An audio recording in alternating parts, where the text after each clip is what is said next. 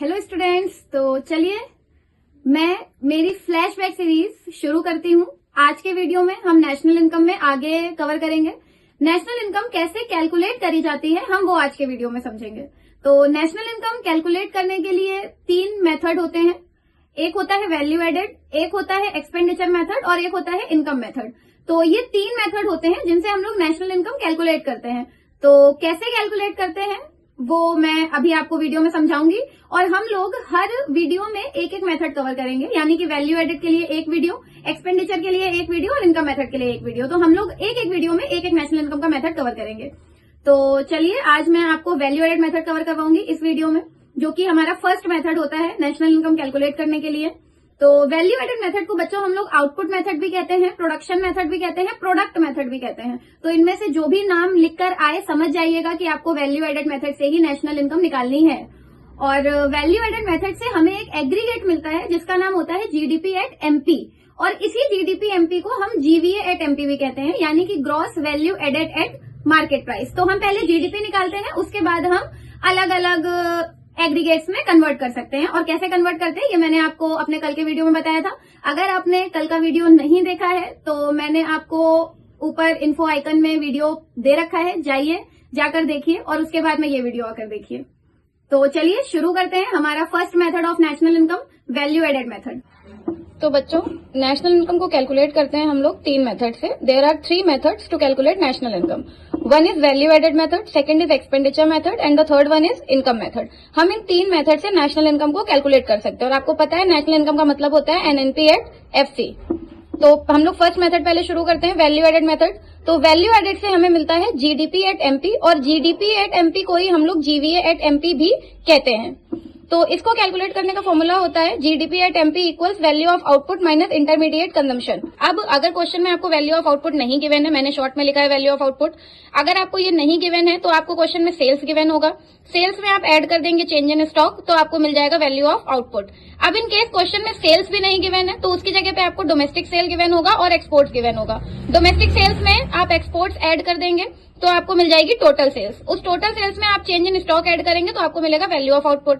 अगर change in stock भी नहीं गिवन है तो चेंज इन स्टॉक निकालने का फॉर्मूला होता है closing stock minus opening stock. Closing में से आप ओपनिंग माइनस कर देंगे तो आपको चेंज इन स्टॉक मिल जाएगा। सेल्स में ऐड करेंगे चेंज इन स्टॉक तो आपको वैल्यू ऑफ आउटपुट मिल जाएगा। ऐसे हमें वैल्यू ऑफ आउटपुट कैलकुलेट करना पड़ता है। ऐसे ही अगर इंटरमीडिएट कंजम्पशन भी नहीं दिया है, जिसको मैंने शॉर्ट में आईसी लिखा है, अगर आपको इंटरमीडिएट कंजम्पशन नहीं दिया है तो आप परचेजेस को ही आईसी मानते हैं, मतलब परचेजेस जो होती हैं वो आईसी के ही इक्विवेलेंट होती हैं। और अगर परचेजेस नहीं गिवन है तो उसको भी सेम वैसे ही निकालते हैं जैसे सेल्स निकालते हैं। डोमेस्टिक परचेजेस दी होती हैं और उसमें हम लोग ऐड कर देते हैं इंपोर्ट, तो उससे हमारी टोटल परचेज निकल आती है और यही टोटल परचेज हमारी आईसी होती है। तो आपको वैल्यू ऑफ आउटपुट भी मिल जाएगा, आईसी भी मिल जाएगी, दोनों को माइनस कर दीजिए तो आपका निकल आएगा जीडीपी एट एमपी। चलिए बच्चों, तो हमें एनडीपी एफसी कैलकुलेट करना है और हमको ये सारी चीजें गिवन है। तो मैंने आपको बताया था वैल्यू एडेड मेथड से हमें मिलता है जीडीपी एट एमपी। तो मतलब पहले हमें एक एग्रीगेट मिलेगा, फिर हम दूसरे में स्विच करेंगे। जीडीपी एमपी कैसे मिलता है? Value of output minus intermediate consumption. आप लोग फुल फॉर्म में लिखिएगा।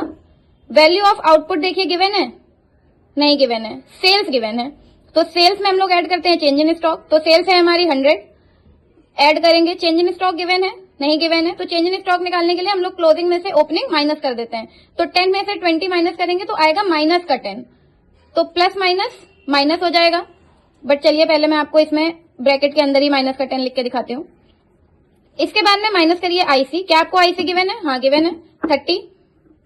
चलिए, तो ये प्लस माइनस माइनस हो जाएगा। 100 में से जब 10 माइनस करेंगे तो ये आ जाएगा 90 और ये हो जाएगा माइनस 30, तो ये आंसर आ जाएगा 60। ये आपका जीडीपी एमपी आया, लेकिन हमें चाहिए एनडीपी एफसी। तो सेम वैसे ही जैसे कैलकुलेट करते हैं वैसे ही कैलकुलेट कर लीजिए। एनडीपी एफसी इधर, जीडीपी एमपी मिल गया है तो जीडीपी एमपी इधर। ग्रॉस से नेट पे जाने के लिए क्या करते हैं? माइनस करते हैं डेप्रिसिएशन। डोमेस्टिक सेम है, प्रोडक्ट सेम है। मार्केट प्राइस से फैक्टर कॉस्ट पे जाने के लिए क्या करते हैं? माइनस करते हैं एनआईटी। तो जीडीपी हमारा गिवन है, निकाला है हमने 60। डेप consumption of fixed capital 15। NIT given है, नहीं, आईटी माइनस सब्सिडीज। तो 5 में से 1 लेस किया 4। अब आप ये कैलकुलेट कर लीजिए। 60 में से 15 लेस करिए, या 15 और 4 को पहले ऐड कर दीजिए, उसके बाद 60 में से लेस कर दीजिए। ये आपका आंसर आ जाएगा 41। चलिए, जैसे हमने क्वेश्चन नंबर 1 लगाया ऐसे हम क्वेश्चन नंबर 2 भी लगाते हैं। इसमें जीवीए एट एमपी निकालना है, मतलब कि जीडीपी एट एमपी निकालना है। तो जीडीपी एट एमपी, इसमें तो हमें कोई कन्वर्जन नहीं करना है क्योंकि जीडीपी एमपी हमें मिलता है वैल्यू एडेड मेथड से। तो GDP MP equals value of output minus intermediate consumption. देखिए वैल्यू ऑफ आउटपुट गिवन है, तो वैल्यू ऑफ आउटपुट नहीं गिवन है लेकिन सेल गिवन है। सेल में हम लोग ऐड करते हैं चेंज इन स्टॉक। तो सेल हमारा है 10,000, इसमें हम लोग ऐड कर देते हैं चेंज इन स्टॉक, यानी कि क्लोजिंग में से ओपनिंग माइनस करेंगे तो चेंज इन स्टॉक कितना आएगा 7,000। तो ये हमने ऐड कर दिया 7,000। माइनस करते हैं आईसी। आईसी गिवन है नहीं, पर परचेजेस गिवन है। तो ये जो परचेजेस है यही आपकी आईसी है, तो माइनस कर देंगे हम लोग 200। तो ये आंसर क्या आ जाएगा 17,000 माइनस 200। तो ये आपका आंसर आ जाएगा 16,800 जीडीपी एट एमपी। आईटी और सब्सिडीज का कोई काम नहीं है। जो चीजें आपको एक्स्ट्रा दी हैं जरूरी नहीं है उनका यूज ही होगा। इनका कोई काम नहीं है क्योंकि इनका काम हम तब करते हैं जब हमें फैक्टर कॉस्ट में कन्वर्ट करना होता है, लेकिन क्योंकि हमें फैक्टर कॉस्ट में कन्वर्ट नहीं करना है तो हमें इनका कोई काम नहीं है, इन्हें हम एज इट इज रहने देंगे। तो स्टूडेंट्स, ये था हमारा आज का वीडियो वैल्यू एडेड मेथड का, जिससे हम लोग नेशनल इनकम निकालते हैं। आई होप आपको वीडियो अच्छा लगा होगा। अगर आपको किसी भी तरीके का कोई डाउट हो, आपको समझ नहीं आया हो, तो मुझे कमेंट सेक्शन में जरूर बताइएगा। और अगर आपको वीडियो अच्छा लगा हो तो please like, share with your friends and subscribe. Thank you so much.